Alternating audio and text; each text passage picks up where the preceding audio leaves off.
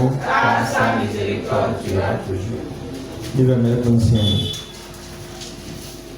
Ni Oni Jésus Christ en Rodondo Hondoleko Dagbe Kolo Dagbe One Christ en Kolo Hondoleko Ji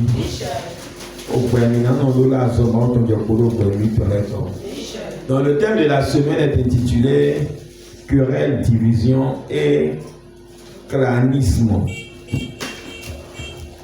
Wiwa, Nima et le mêlé de vous. On va interviewer dans tout ça, mais alors, pour ce culte, we are returning to the year. We titan, minamoto, we jeunesse ton nom. Bon, mina verme, mon we titan, il y a un ami de l'oublier.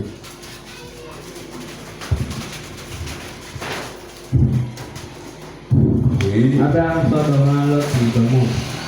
Donc, tawe ma hebo lido, to mudo la mido, wiwo, yebio, Abraham, kodo Lot, kocheche. Abraham et Lot sont des cousins. Donc, arrivé à un moment, ils ont eu des divisions. Donc, le thème de ce jour nous parle maintenant de cette division-là. Oui, wiwo yebio, Abraham simere, kodo Lot simere ko. Et nous avons dit que nous avons. Et la plupart du temps, c'est ça. Il nous avons dit que nous avons ni développement, nous avons à mon avis, nous avons mais les enfants ont joué. À mon avis, Didi, on dit Sousoulé Didi, bah, Job, on dit Kikoloji. À mon avis, c'est qui mêlé à un tafou, tadi mêlé. Bon, il y a incompréhension dans sort. Il y a parfois, quand il y a de développement dans les activités de quelqu'un, cela crée souvent des querelles, de l'incompréhension et des difficultés pour vivre ensemble avec les autres. Donc c'est ça qui est la justification de ce qui s'est passé aujourd'hui, du texte qu'on donne sur Lot et Abraham. Oui. Abraham sort devant l'autre du monde. Abraham sort devant l'autre du monde.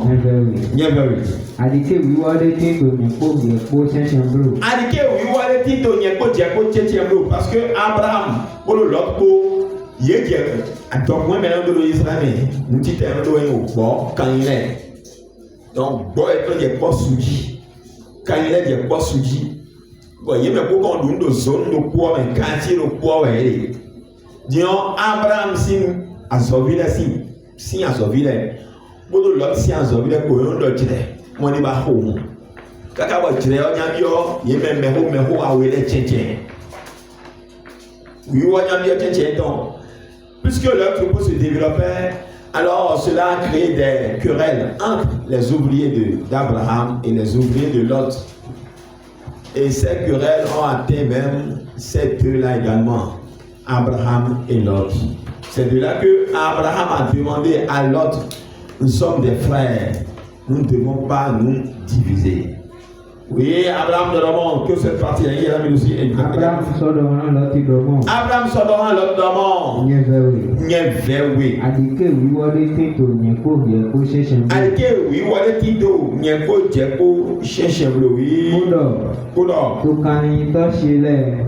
Kokani to tule ko chechembro. Kodo tukani to tule cheche kokani to tule chechembro. Donc entre nos ouvriers et entre nous les deux, nous ne devons pas nous diviser. Oui. Na novi ouais.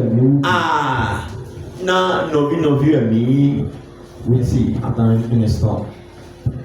Trop fondamental ouais Abraham do. Et va dire oui wali bio cheche na yeko jeko blo. Bo so bio cheche maintenant azovi miton le blo novi ouais. Donc cela voudra dire novi les mandona ouais ye mandona o. C'est ce que nous oublions. Abraham a dit en français.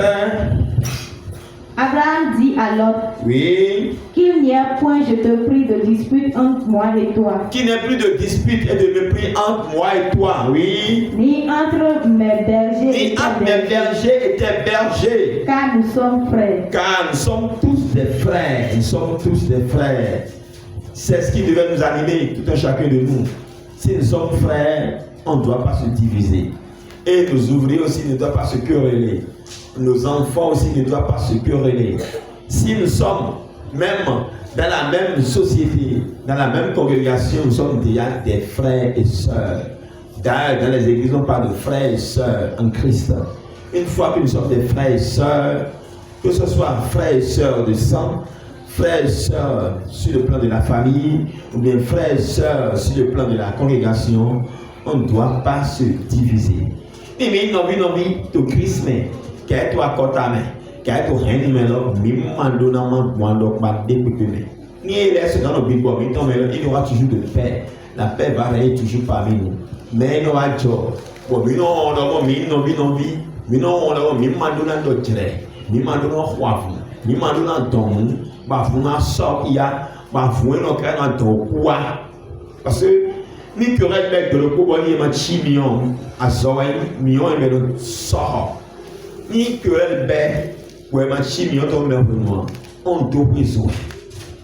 Quand les querelles commencent et qu'on n'arrive pas à les étouffer, ou bien à résoudre ces problèmes par la paix, alors ça embrase alors toute une maison.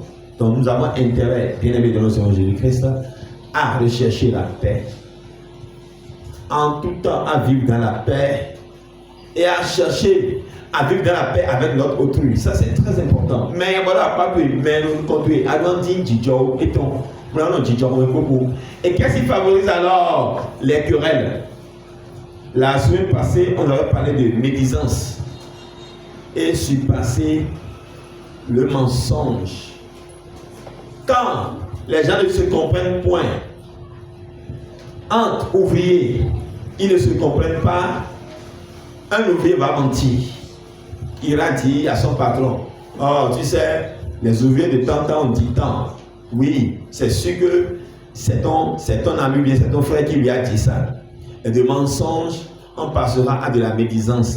De la médisance en médisance, ça crée maintenant la querelle. Et les querelles maintenant engendrent maintenant la division. Et la division maintenant crée maintenant le clanisme. Le clanisme. Donc nous avons tous alors intérêt à étouffer, à détruire le mensonge, la médisance et les querelles. Ni mais les bêtes, bon, ni y'a chia, on a besoin de chamandi. Donc, tu nous mets à d'autres, à chamando, ouais. À d'orolo, à côté, mais de là, goet ton âme, et a inventé ton golan, le mensonge d'abord. Bon, et on y a même dodgy, doit godji. Nous avons tout le monde dans ces années, tout c'est à tant de bêtes, il y a un homme, mon âme, à Funabe. A sauvé la bête, a sauvé les becs à moi, et a bien nommé nos villages. Au Bina de Gigi, au Poland de Gigi, mais Catanemo. Bon, mais un manoir, mais un topo dominé à vie. Non, mais non, mais tu dis, voyez, madame, il est pour tout, pour la fois. Bon. Et pourtant, tu le vois, mais il aussi. Non, mais non, mais tu dis, évidemment, il est au cou, il est au bé, il est au nia. Parce que oui, là, oui, il y a un chimion, et un jet, mais il est au yanji. Ni mais dia ma tanya gbe tu ada nya gbe no ni wo me wule mi na bi do dire pe pe wo me wule ana ye do bomi ko mo o dire mi do o we so mo to de do bomi ma te frin je jiwe Satan va profiter na o dire le pour nous créer du jijo teme yo so kan créer le pour que dire ni do nya do kuwa parce que l'objectif du diable c'est la mort oui wa da ni do fun wa. Où elles ont dit à ma Satan, ils m'ont témé, ils m'ont douté, le béro te met, le baisant te met, il y a aussi mieux un diamant ton baisson. Il y a un diamant, c'est quoi à mon média, à Gandor, à moyen sur Gandor, en 42, oui, je peux le dire. Bon, en une heure. Bon, mais la diamant doit bien tout, bien par effort, bien comprendre, midi, bon, effort. Il y a un zombie, il va doit zombie, tu vas doit diamant, lui. Parce que si ta main doit dire que tu es là, non, mais tu bon, il y a un jour, il y a beaucoup de gens qui disent il a sauvé, mais si ta main doit rouler, il y a dans le bouton. Il y a il y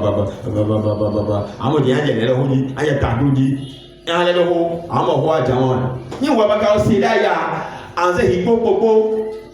Mia oublié fatal. Le diable est le père du mensonge. Ne donnons pas place au mensonge. Oui. Ni a Dieu te met dans l'alo encore. Goa na do afunwa na do antewa na do mima do fokan wa. Nous avons intérêt à partir de ce jour à savoir que les querelles ne sont pas une bonne chose. La méchanceté, la médisance, les mensonges, nous devons étouffer cela. Nous devons rester au-delà de tout cela et savoir que nous sommes des frères et sœurs, nous devons vivre ensemble. D'ailleurs, toutes les hommes sur la terre sont des frères et sœurs. Ou bien c'est faux? Pourquoi c'est ça?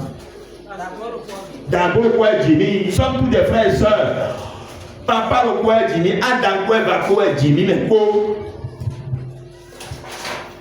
Quoi était ça fumia ou était soit terminé non lo. Fité télé pas pour les peaux, fité nos besson. Quand l'égoïsme s'installe, Nico il va sortir, c'est fini. Nico il monte le perro demain. Oui, voilà bien. Où est-ce qu'on va? Minato goido nyewe blo mona, o nyewe do mona, na so ke ko gbere mais non, il faut apprendre à pardonner. Si nous avons le cœur du pardon, alors il n'y aura pas de querelle ni de division. C'est là même où doit ramener le monde. Mina yijen konomi, on a une fille dans un chichiro. Mina ba o so le kichato nous konomi. La prophétie de la semaine nous avait enseigné dans Ésaïe 45, verset 2. Enfant, oui, le nom ça va là-bas. Oui. Nyena ijem konawe. Boso na ofibi banzu jijiro. Nyena bahambo gan vetole kicha. Boso san gan patile doa we. Enfant. Nyenesu na lo zoni diwe donu kon. Nyenesu mawo na lo zoni zindo kon we. Na gbigba ko ero nu kon to ele. Oh, po ero nu kon to ele na gbigba e. Na gbagan fo le. Na gbagan versi hon le. Na fo gan e do su. Merci. Au po to na gbigba e bo. Moi j'ai la réflexion de dire que les querelles aussi représentent des montagnes. À Founère, à Terre, au Soé. Au Soé, on dit que on toque sur un iban, on dit que on klobi, on jibi. Mais qu'on a fait pendant des années. Querelle, belé, non, ben. Voilà, il m'a dit, on a fait mon vivant. Mon gars, moi, dit gacha. Querelle, à vous battre bois, et du gars au saut, et d'aller au saut. Ben, quand t'as un enfant au saut, toi, ou bois, mais un enfant au saut, du coup, tu as pas regardé, mais il y a un bois sinon. Ni, on va là, pour la tête, pour assis, man donc querelle ou à fond, il est de belle subir, tu es dans ça, on veut.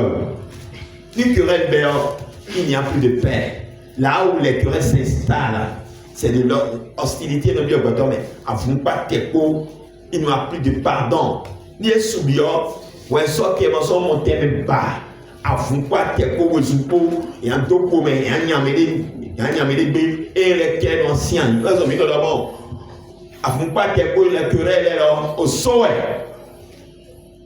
Mané témé, ni ou le présent témé, mané témé, ni mon témé le présent témé, manjoué do kakania gualina le blo. Parce que au souhait là, et dans soit les donaton, nyonaton, talagbeton, et dans souhait doé. Oui, les montagnes ont l'habitude de fermer, de nous bloquer le chemin en tout temps. Les querelles peuvent te bloquer le chemin de l'évolution. Mais il n'y a pas un d'abord. Et il y a un rapport avec la terre. Pour la fumée. Bon, disons, à Kanya, il y a encore le padre. À Kanya, il y a encore le banque. Banque, si mais là, quand on va terrain, il y a une étude. Voilà, quand on va le tuer. Vous voyez, on va faire quoi? Il va dire que toi, tu dis. Il va dire que toi. Il va faire tout le monde. Non, vite, tu es pour affronter.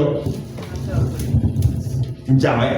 Tant que tu es dans les aïbas, ouais, docteur, et le sous-temps, Ou bien pour bas boutique l'autre qui est temps. Tiens, ouais ton ami marché et ton marché. Hello, t'es un volant ton cacao. Ah, t'es un ruelé bon. Et va dire, et va dire une terrasse de opérer. Bah, t'es au programme là, il y a ça, bon. Ah, bon, au programme de l'on ça dit. Bon, soignez au bel beau, qui avait gagné un point là. Ah, et moi, mon père, il est bon. Écoutez, le genre. Mon père, il a dit, il a son froid en talent. Pour me dire quoi, Kevin là. Bon, tu es pour bon, ton pour mieux au docteur. Bon, on va aller au docteur. Pour bon, il y a un gars qui a mal à. On a mis dans le lait. Mais les lions, à ce moment-là, il y a des gens qui ont les lions aussi. Oh, et c'est pourquoi. Et go on a. Et tu as dit, oui, c'est là au moins. Alors, si y a un moment, tu vas me donner un grand moment. Donc, vraiment, depuis que tu es son ouais. Pour dire, ah, il y a quoi il me dit. Oui, il y a un peu de boutique. Mais quand même, les lions, boutique est en l'air. Oui, nous cambions. D'ailleurs,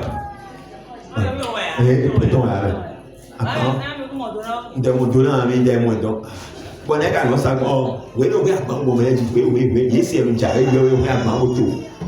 Yes, il y a une jarre, oui, oui, un moto.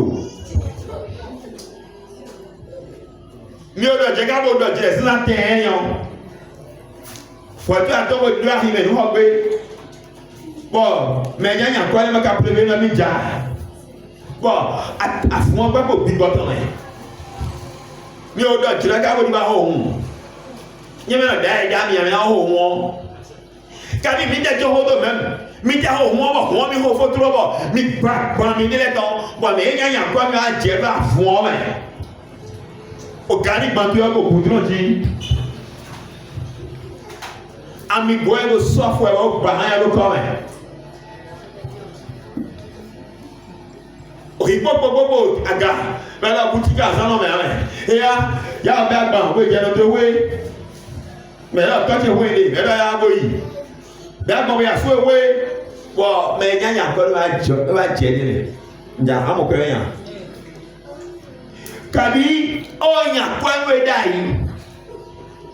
Mon ma holu tere no e mo so ha mo pere akwanya so pe atole zemilo ah bo me nya ko le wa jere ni ah otolo e den asa mo kwa yan ni mi yo lo po je gbe ni bi o mi yo de e growi e te to ni wa afugba te ko querelle donc je dis que les querelles bloquent le chemin. Si par hasard tu voulais prendre un crédit et que tu étais déjà en querelle avec quelqu'un et que l'institution de microfinance devait venir te visiter. Par hasard, tu as eu la malchance. Et ce jour-là, c'est celui avec qui tu es en querelle qui sont venus voir pour faire des enquêtes sur toi. Il va mal dire de toi. Oui, il dira des énormités sur toi, juste pour t'empêcher d'avoir le crédit. Même si ce n'est pas de façon intentionnelle, il va exprimer sa colère ce jour-là. Consciemment ou inconsciemment, et cela va bloquer ton projet. Je te dis bien évidemment dans le nom de Jésus-Christ, les querelles peuvent détruire ta vie. Les querelles peuvent détruire des mariages. Les querelles peuvent détruire des relations. Les querelles détruisent beaucoup de choses. Donc nous avons intérêt aujourd'hui à étouffer les querelles, à éteindre le feu des querelles. C'est indispensable. On doit éteindre ça nécessairement. Et à ma on ne dirait pas parce que, d'accord, nous c'est une force d'auto-destruction. Nous n'avons pas de blé là. Nous avons fait le jour où nous avons pas la candou après. À grand maniaga, il y a des blés gouvernants. Surtout si l'un des personnes te tient la main pour dire Père, toi, mais tu dois recevoir la main et accepter la paix. C'est ce que Abraham a dit à l'autre. Il dit nous sommes des frères. Oui, nous sommes des frères. Et on ne doit pas être divisé. Abraham de là, l'autre d'abord, non vu, ami, ton ou toi.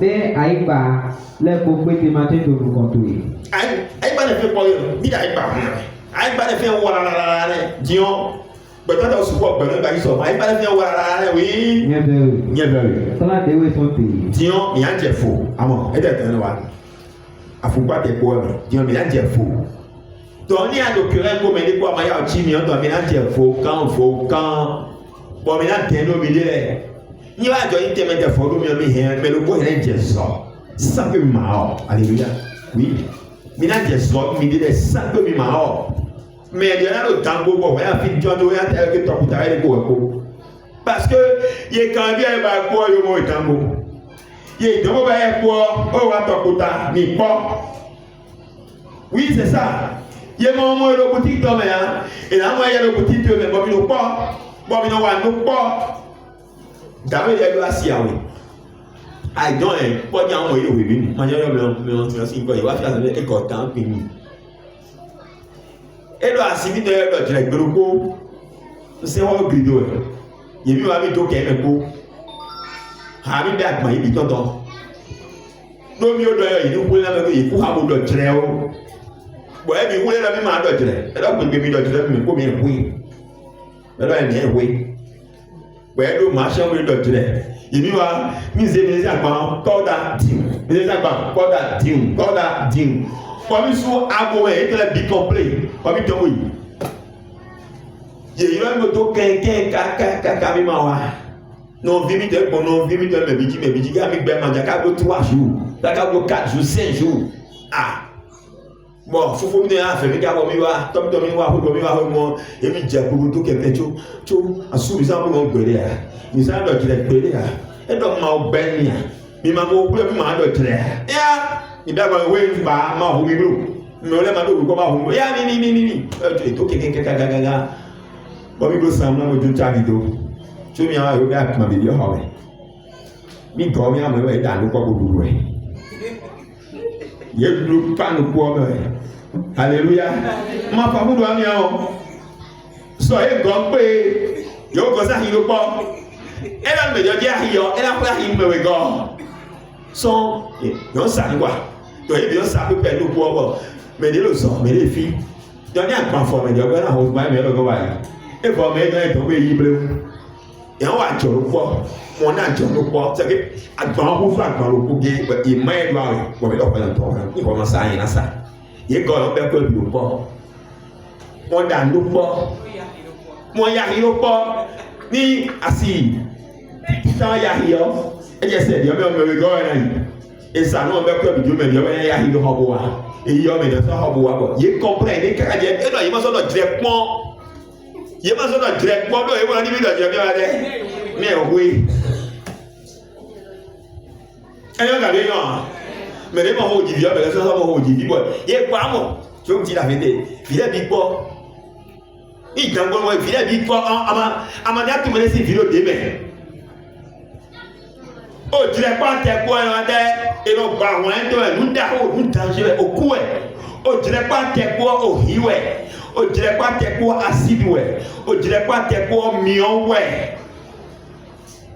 ó sọ́wọ́ ẹ̀yìn wọlé tí ó tó wẹ̀ èsù gàjà àmàgàdá sẹ́ẹ̀bà àjẹ́ àsúwò ẹ̀rọ lẹ́kọ̀ọ́ mi àjẹ́ tó mẹ́rin ẹ̀rọ lẹ́kọ̀ọ́ mi àjàdọ́lùkọ yà pẹ́tọ́ ẹ̀hàn lẹ́kọ̀ọ́wé àjẹ́ mú àzọ́ ẹ̀hàn dẹ́ ẹ̀hàn lẹ́kọ̀ọ́wé dìdásá náà glówé pọ́ fífá náà glówé ẹ̀wẹ̀ sọ vẹ̀rẹ̀ lọ́mọ́ noé David noé Abraham dọ̀ mínísì zọ́ni gbọ́njì gbọ́dọ̀ kọ́lọ́ pọ́ àti mí délẹ̀ nọ̀bí ẹ̀mí bọ̀mí wọn nọ̀ pọ́ èrò pọ́ ẹ̀wẹ̀ dẹ́ ẹ̀nà wà pọ́ ńlọ́mí àpàtó èrò pọ́ mi nà wà débi ló chọ́ọ̀chì yẹn lọ́mọ ìdíje pọ́n mi lọ́wọ́ wa kò yí kọ́ mi mẹ́ Jésù Kristo mọ́mọ́ ní ìwádìí ẹ̀kọ́ ní wájú à inú àmọ́ yìí máa fọ́ ọ̀nkẹ́rẹ́ clan parti politique ẹgbẹ́ ní àyè chọ́ọ̀chì yẹn ní àwọn parti politique àwọn parti chargé tán àwọn parti politique mẹ́tẹ̀ẹ́kẹ́ tán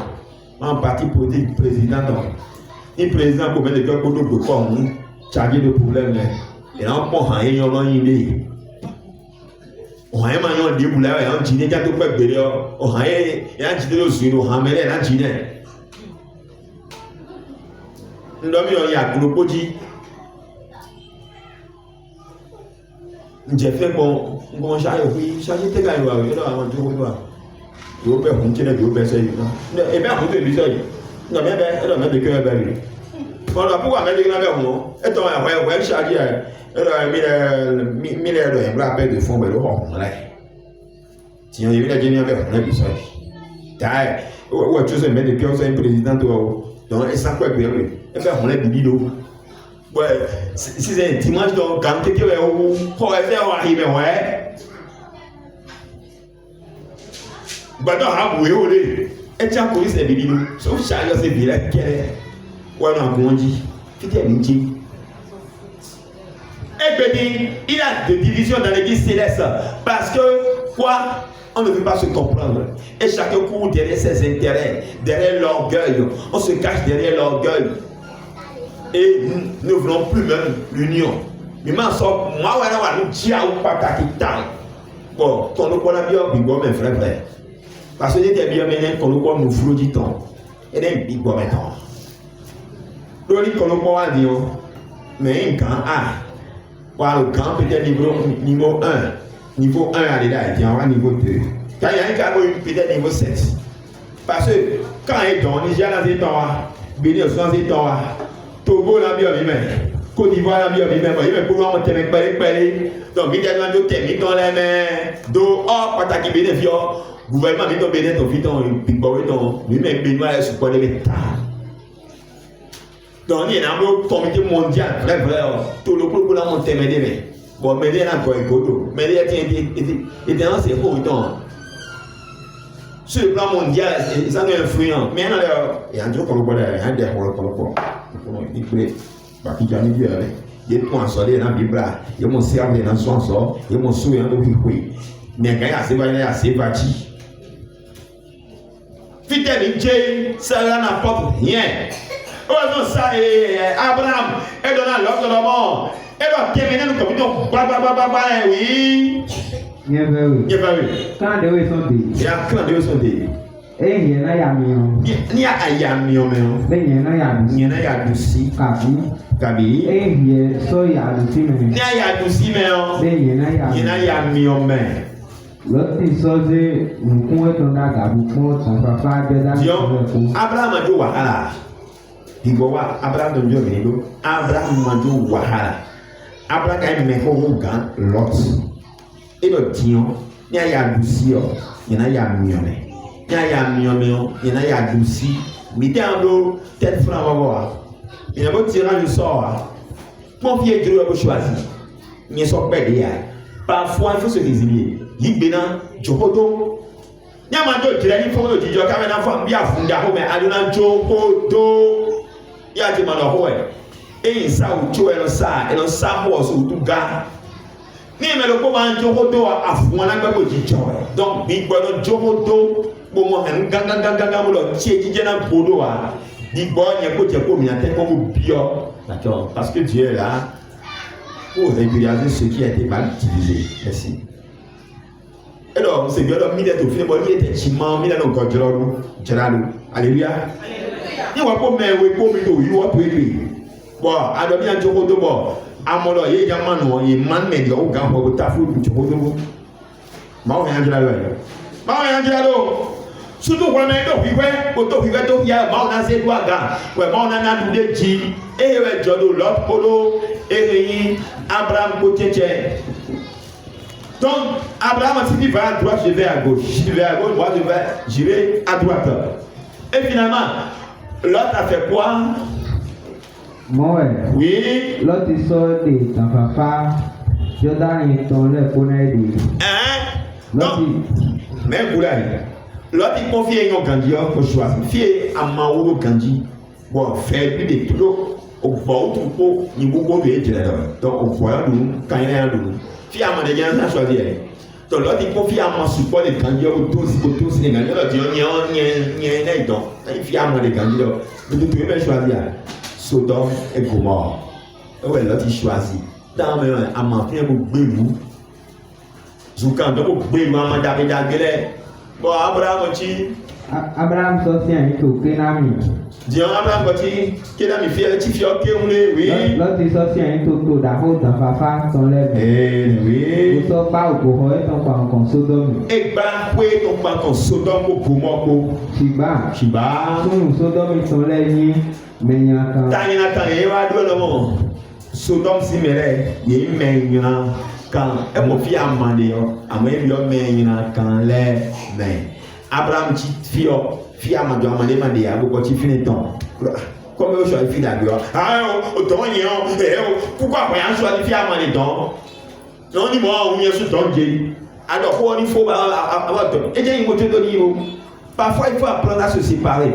Parfois oui, parfois il faut apprendre à oublier, à se résigner, à laisser tomber certaines choses et laisser maintenant le chemin à l'éternel des armées et laisser Dieu agir dans ta vie et laisser Dieu te combler ce que tu as en manque. Lui a madoua, lui au corridor, lui a maou, lui a gona. Et comment tu as gagné non? Mille d'ailleurs, il a d'accord, il a c'est dans. Pourquoi? Merci. Again, faux. D'accord? Il n'a pas eu un dormant, non. Alléluia. Il n'a pas eu un dormant, il n'a pas eu un dormant. Dieu te donne. Il n'a pas eu un dormant, Gali. Ouais, il n'a pas eu un dormant, faux. Gali. A tout le monde est cotonou. Gali, il est fan Gali.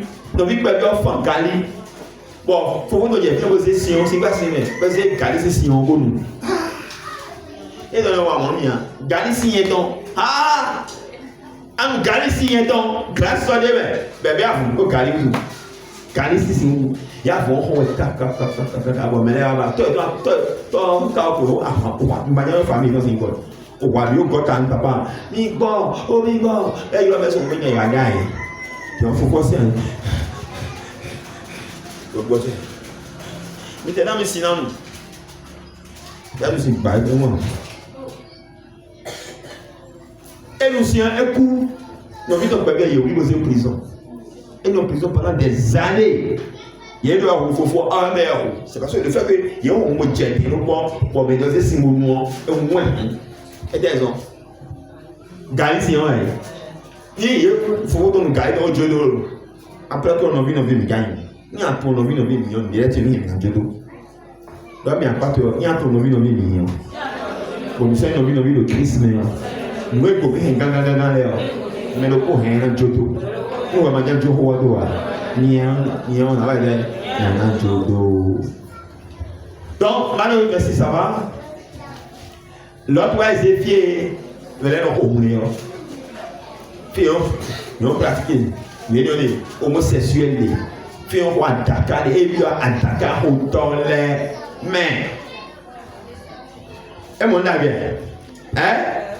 O direct pas big bang là et bien demain oui bien quand là donc et on voit d'abord en qui gagne parce que ni et on voit donc ni c'est bon toi qui est là ce là c'est même il y a des fois vous êtes tout et il y a si soit suivi tout le monde a au planche à bord il y a son pour les petits colons nous on veut aller caca bon aussi on veut 23 silo oui au million de va Sodome Gomorrhe pour silo Shiba Abraham wono fie dio bo ma wa doni ma wo ko beni Abraham e do fie ade yan doni ali bublo nyen na dona we a fun ya no si bo fun ya me bo fun budo bo fun nu kon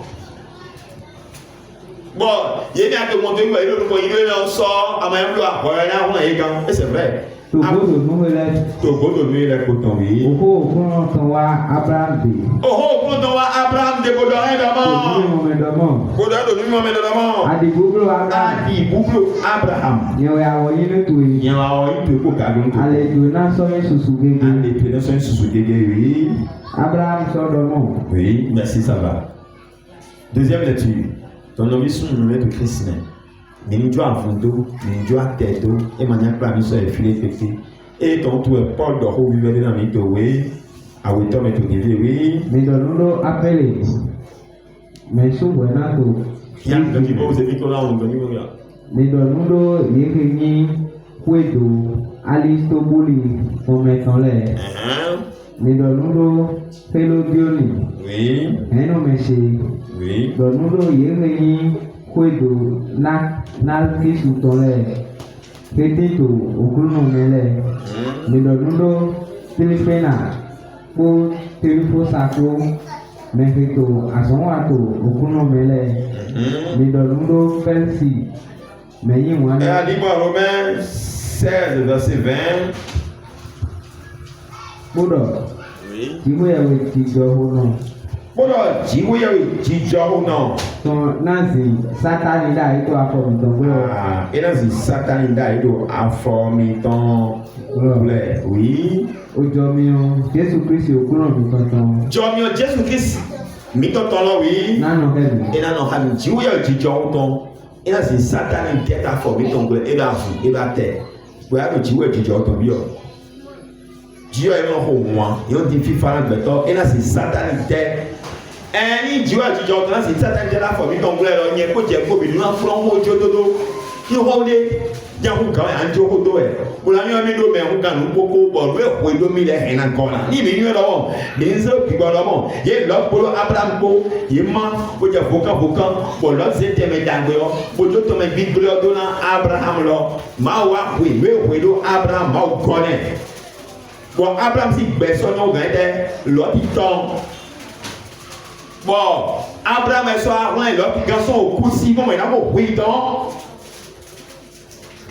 Quand il y a la manière de dire le comme les bois à Dolanjoto, à Manjoto, à Magando, nous pouvons y prendre par et là il saut pour la aller grand passer pour le pôle à la route de Dieu. Il y a Gamera subi au Katagaï, il y a femme forcée, mais il donne dans le nom, à ma barre fortement fait un chai. Ah oui, à Gabi, mais on s'en sort capable de voir, pour le tchou, il m'a fait son toson. Fidèle personne envoyé sur Dieu de où la liturgie. Il y a sur Dieu de où œuvrant la liturgie. Mido intérêt dans Dieu au dirait pas fond koto, bonanti FIFA. Donc Dieu me donne dans toutes les communautés, surtout les communautés chrétiennes. D'accord? La paix doit régner nécessairement. Nous devons avoir comme objectif. Nous devons rechercher la paix en tout temps. Mais nous devons rechercher Dijon. Il y a ma recherche Dijon moi. Et dans la lettre, on le sort il y a un montre qui vient. Il y a des côtés qui viennent à fouler. Il y a un sens au saut 8 watts. Il y a autrement 8 watts, il y a un bail nous connaissons pour les autres. Dans le Gawa, dans le Tuéna, nous taille. Il y a 8 watts, mais il y a attention. Pour dans 3 ans, mais 8 watts, mais il y a un dans le marché. Et maintenant, il y a un peu, à mon avis, il y a un peu de tout. Voilà. Bóyá bóyá mi ló jẹ́ lọ́gbọ́n ẹja tó kó wọ́n wọ́n ṣe àkíyànpá tán ẹ tún fẹ́ ọgbẹ́ mímọ̀ jẹ́ tó àkíyànpá rẹ̀ bọ̀kọ̀ ẹgbẹ́ sọ́nà àkíyànpá yẹn tó wọ́n sún pọ́n àhá àìsí àsọ́mi wá avẹ́ lọ́dọ̀ àwọn ọmọkájọ́ mma ń kú yíwé dá yẹn kí ayé tó sàmà ha bọ̀ bí ọ̀họ́ mẹ́ bàbá sọ́kè ẹjẹ́ ń ṣe yíyẹ sí ẹ bá yẹn ṣe yíyẹ bùtọ́ náà ìwé náà bọ̀ wọ́n ahọ́n ní ọ̀nà tó tẹ̀lé bọ̀ sátà bẹ́ẹ̀ á ní tó tué quand 2 personnes se battent là il a vécu le diable devient arbitre. Là, quand on fait, oh yeah, blonimo, oh, quoi, là, on a, à mon quoi, là, femme, à mon pète, le bonheur, ouais, comme Google, ni un objet de quoi bien, ni un, on va aider. On va faire un bloqué, hein, et là, on va faire un petit décon, faut et au foie, le gobet, ni un radio, ni un radio. Bon, j'ai dit, mais bon, me regarde, faut, ouais, il est pas tel, bouton, bouton. Agona, donner agona, et les caca en bio des rouleaux. Nous devons rechercher la paix tout autour de nous, créer la paix tout autour de nous, partout où nous passons. Quand Jésus dit, Dieu n'a dit qu'il faut faire la vie au moins de la commune. Donc, tu es une sans sous n'était soit Dieu. Bon, tu fais comme un tout en fourmi, là. Pour créer une querelle. Au long, à nous, zémi, au souhait de la bibette, nous continuer. Il y a des gens qui demandent quoi, Dieu, là. Bon, il y a un jour de Dieu, là. Il y a un homme qui Abraham, do, Arona, Médé, do, Déji. Ni à nos raisons, mais à nos raisons. Au Djokodo, comment et caca, Dieu te donnera quoi raison, parce que dans Dieu, Dieu de justice. Dieu a été votre Dieu, de la cour. Et il faut que tu deviennes la folie. Il y a des affolés ici, tu dois être dans ce sens où querelle à fouler à télé. Bon, Dieu a été à fouler pas tes commences à sortir au moins de 8 ans. Il était soit job. Bon, gangue la photo, il y a bien, mais on a été étouffé. Merci. Donc, il y a bien, on a tout filé, on a tout. Bon, mais les gens tout en font, mais les gens tout au autrement, à Dieu doit nous connaître le parce que ni va ni connaît bien on va même en bailler donc il y a le monde ni me nya betro ma o ya chi mi o directon afunton ateton il y a son cas mais na ma voka chi voyez le marché ma so dasi permis a nya betre mate jo ka de lo jo ka mate lo ko ko ye wa ba ye so atandi bo wa do budo e zefi fa pe ndo sigi do di gan yi zefi do wa ko fi o de wa ye wa de ye nya de wa don zefi fa pe e da wa zefi fa pe e do jo zefi fa pe famille bien on na ho dia ile so yen na hu ye gbedo na nya ko to nya e we na de e we na mo nya do ba ko na je ko do wa ni jo do ba version gungu si no o gbe kokoro na mi lo o na ho ko to ri ya to ni ko mi ma Jesus Christ ìyẹn so oh no yo why